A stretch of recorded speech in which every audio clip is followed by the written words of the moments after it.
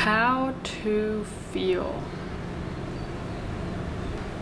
I had to learn it from scratch the last few years. I was never taught how to feel, really. But before I get into that, I would like to express a thought. I don't believe that there is such thing as feeling too much. I don't think there's such a thing as being too sensitive.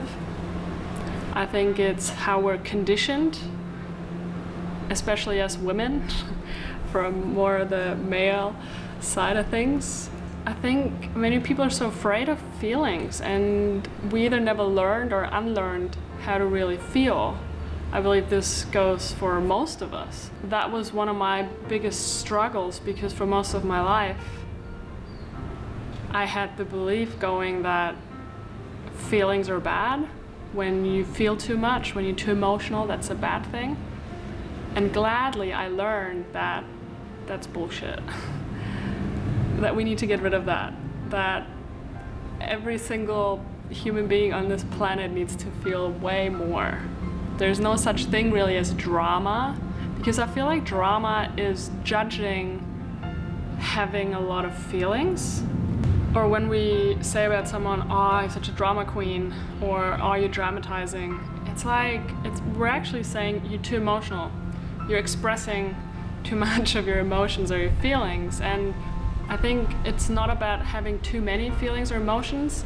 I think it's maybe that we were never really taught how to really share them and express them in a way that is healthy, and in a way that it actually helps us, in a way that is peaceful. And even anger can be an emotion that can be expressed in a very beautiful way. It doesn't have to hurt anybody. I just wanted to get this out. Whatever you think about feelings, whatever your beliefs are around feelings and emotions and expressing them, I want to give you permission to feel as much as you have to, as much as you need to, and as much as it feels good.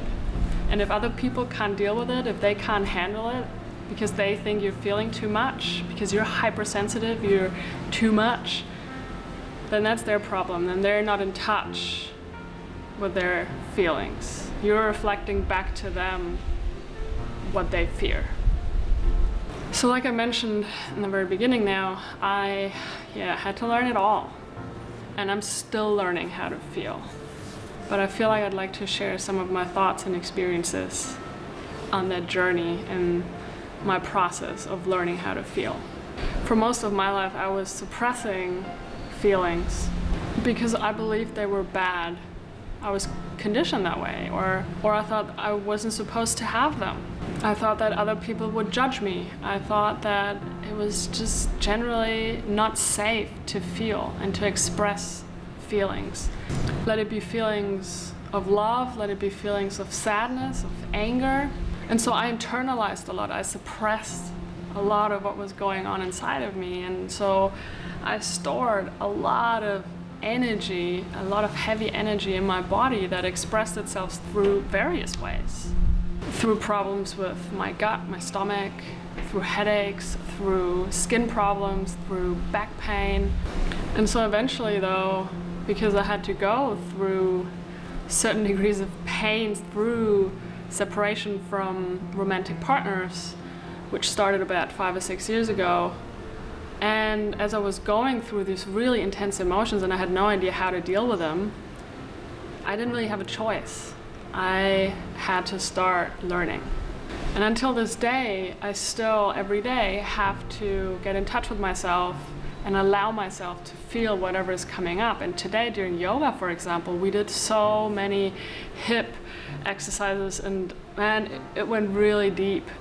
And we store a lot of our emotions in our hips. And it's very widely known in the yoga sphere that when you do a lot of hip asanas, then a lot of emotions can come up during class. And so it did for me as well. And I'd realized that I'd been suppressing, I'd been trying not to feel certain things, especially in the last few days. As we were doing these asanas, I was finally allowing myself to feel what was there. And suddenly it felt like such a relief to just be like, hey Connie, actually it's super okay to feel that way. It's super okay to feel sad about this one thing.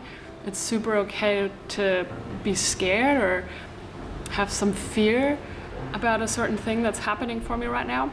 That in itself, giving myself permission, and I know this is kind of, it's big, you know, it's crazy, but giving myself permission to feel and telling myself it's okay, for me that's huge. And that in itself is so healing, and it might sound so simple, but it can be really hard for a lot of us. So instead of pushing away, which is my initial reaction usually to when things come up, and sometimes it takes me a few hours, sometimes a few days or a few weeks until I'm ready to invite in whatever is there.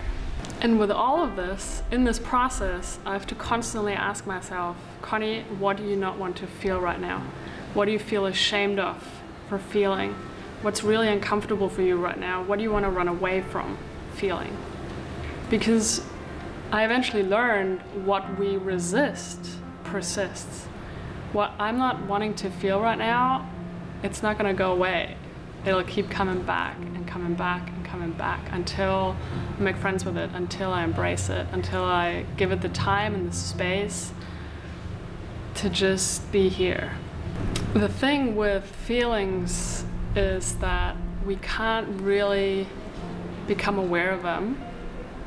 We can't hear really what's going on inside of us if we're constantly being busy.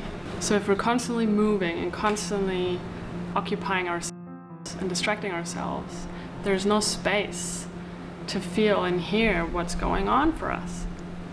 And that's also one reason why we distract ourselves so much, because a lot of times these feelings are not very pleasant or comfortable.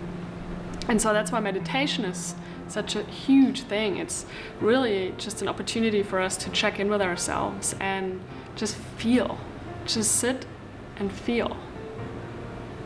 And a lot of times as we do that, and as I do that, that feeling that's maybe not very pleasant, as I'm giving it space and I'm allowing it to be here, it goes away. A lot of times that's the solution. And it's not about pushing it away, you know, because when I push it away, it's not gonna do anything. It's not gonna transform into peace and happiness. I need to let it be there. I need to give it space for it to transform then into energy that's lighter. And so that's why meditation, that's why yoga. That's why yoga. While running can be very meditative, or swimming, that's not when I deal with my feelings. Even though I need to go running and I need to go swimming and do all these other ways to move my body, yoga and meditation, two things that go so well together, are probably for me the best ways to listen as to what's going on inside of me. What's also really helped me over the years was having friends and inviting more friends like that into my life that are also very much in touch with their feelings, and where I can freely talk about how I feel without feeling ashamed. And the same goes for my coach and therapist. And it took me a very long time, and I'm still juggling with shame. But more and more, as there's trust being built, let it be in friendships or with my coach, I can open up and actually freely talk about how I feel. And so, and that's huge for me as well, because it's not just about allowing myself to feel. The next step for me is to de-shame what I feel and express it and share it with somebody that I can trust. And that for me is the biggest vulnerability that I'm embracing and dealing with. It's definitely one big reason why I make all these videos and make myself quite naked emotionally on Instagram as well. Those are probably my two big channels where I open up a lot. And actually through writing more on Instagram, because it's not as official as a blog post, you know, I rediscovered my joy for writing and journaling, and just how important it is for me to write stuff out, to just get it out. And that in itself is very healing. Through that medium of writing, let it be just for myself or for other people, that's how I keep learning how to feel and how to allow feelings to be there. Because when I write about them, it means I'm giving them permission to be there, if that makes sense. Because not every hour of the day I have access to someone right now. And sometimes I might not want to talk about something right now. Maybe I just need to process it first. So there's definitely different stages of how I go through processing feelings. And one last thing I'd like to share with you is one thing that really helped me was getting familiar with nonviolent communication. There's a YouTube video by Marshall Rosenberg, which I'll link to up here. There's also a book by him, and just being able to express how you feel in a nonviolent way and learning the vocabulary, that in itself was huge for me. Like a few years ago, I didn't have any of that vocabulary that I have today to express what's going on for me and what I'm feeling.